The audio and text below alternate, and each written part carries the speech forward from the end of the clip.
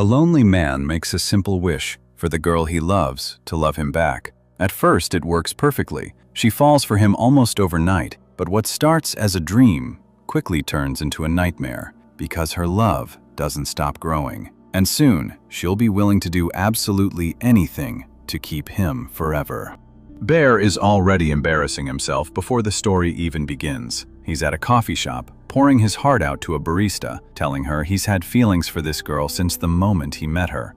His friend Ian watches from across the table and finally cuts in. Stop, that was a disaster. The woman was just a stand-in. Bear had been using her to practice what he wants to say to the real girl, a girl named Nikki. The barista actually liked it. Ian gets straight to the point. That confession was a mess. Be looser, more playful. He even suggests calling Nikki by her nickname, Freaky Nikki. Bear refuses immediately. She hates that name. Ian doesn't care. Just invite her for drinks tonight. Bear wants to wait for trivia night, somewhere familiar and low pressure. Ian shuts that down too. Stop stalling. Ian tells him Nikki definitely likes him back. Bear leaves feeling good. That doesn't last. He gets home and finds his cat dead on the floor. She got into his medication. He stands at the fridge for a moment, then closes it and cleans everything up alone. That night, Nikki calls. She apologizes for being quiet all day and asks if he can make trivia night. She has things she needs to say. Bear hesitates, then says no.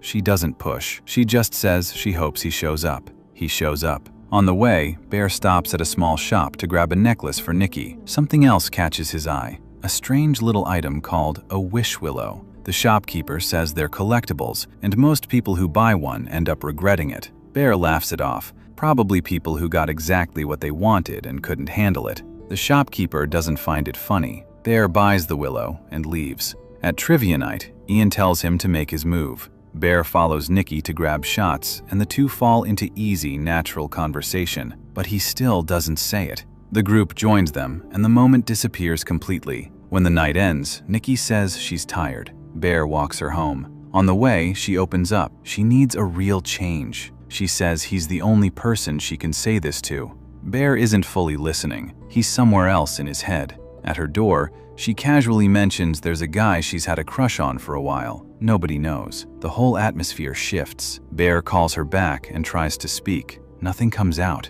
She starts walking away. In a panic, he calls after her, Freaky Nikki. She stops, turns around, and tells him clearly not to say that again. Then she asks him straight, does he like her? He can't speak. She goes inside. Bear sits alone in his car, unable to believe what he just did to himself. Then he notices the wish willow sitting right beside him. He picks it up and breaks it. He wishes for Nikki to like him more than anything in the world. Nothing happens. Then he looks up, and she's standing completely still in front of her house, staring at him. She invites him inside. For just a second, she seems to notice she's acting strange. Then it's gone. She decides to follow him home instead. He tells her she doesn't have to. She breaks into tears. Her dad is dying, and she can't be alone. They end up at his place. Things turn intimate. Then Nikki suddenly pulls away, frightened. She blames it on a panic attack. The moment collapses. That night, Bear searches everything he can find on the wish willow. The internet is split. Half say it's real, half say it's a hoax. Nothing helps. In the morning, she's gone from the bed. He finds her in the kitchen, crouched over his dead cat, performing some kind of farewell ritual with the body. He doesn't ask what she's doing.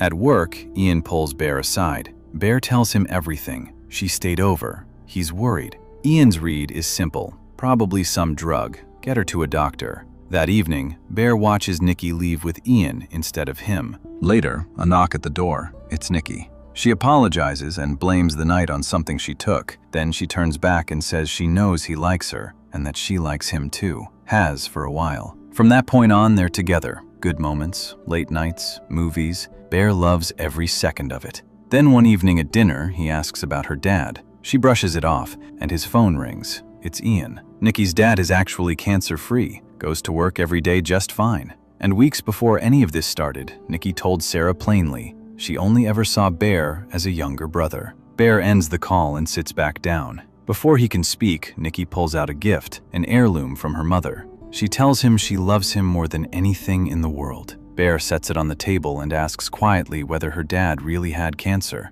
Nikki stares at him, then starts laughing, saying no over and over. Something shifts between them. They both feel it.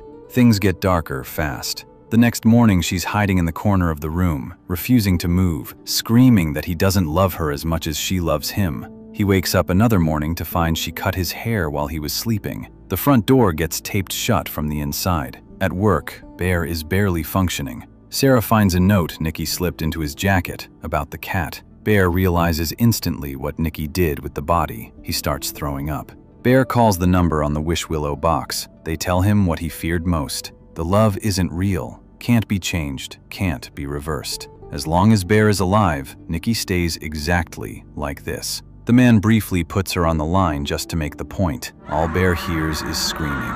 He gets home and finds Nikki barely holding herself together. While she showers, he confronts her about the cat, then brings up a boys' night with Ian. The room goes silent. She screams. He invites her along. At the bar, Nikki stays glued to Bear all night. She laughs too hard at every small joke. During a storytelling game, she tells a twisted version of Hansel and Gretel, all the warmth stripped out, replaced with something dark. The room goes quiet. Bear draws a dare. Kiss the person next to him. That's Sarah. Nikki calmly moves Sarah's chair out from under her and leans in herself. Then she stands and announces to the whole room that everyone there is going to die, because no one has ever felt a connection like hers. She grabs a broken bottle and drives it into herself, screaming. The room freezes. Bear takes her home. Alone, he tries to reach whatever part of her is still underneath. She looks at him and says she's his freaky Nikki. He tells her they need space. They scream at each other. He begs her to just be Nikki. She breaks down, repeating it over and over until the words lose all meaning.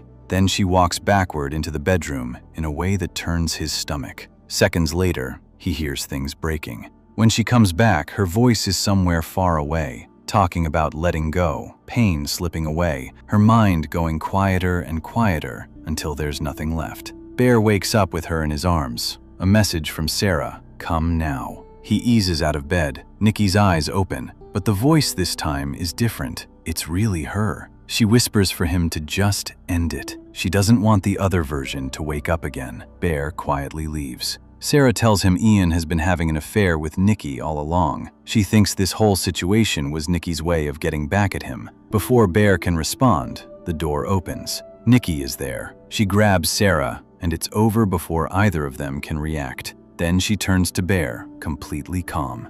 His wish, she says. His fault. Now help clean it up. They move the body together. Bear drives home alone. Sarah's bloody acceptance letter sits on the passenger seat. She got in. Bear completely falls apart in the car. He goes back to the shop. The attendant says reversing it is impossible, but there's one chance. Someone else could use a wish willow to free her. Bear grabs one and tries. It won't budge. He drives to Ian, tells him everything, and hands him the willow. One wish, the only one left. Wish Nikki free. Ian makes a wish. He wishes for $1 billion.